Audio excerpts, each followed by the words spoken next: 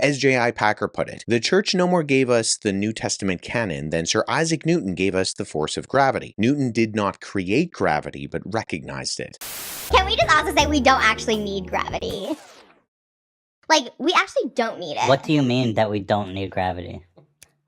What if it was never invented? Invented by who? Sir Isaac Newton. Isaac Newton created gravity?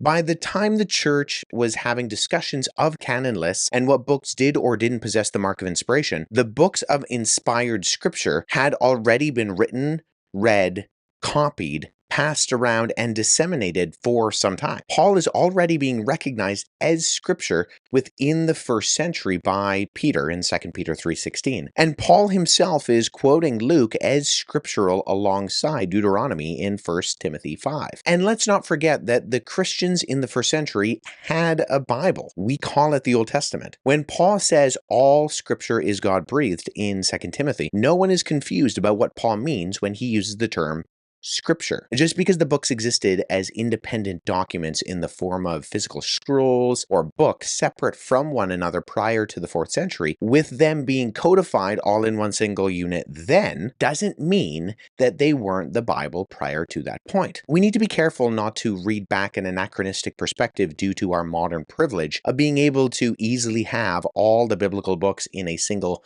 bound volume. This is largely due to the amazing and streamlined process of publishing that we have today.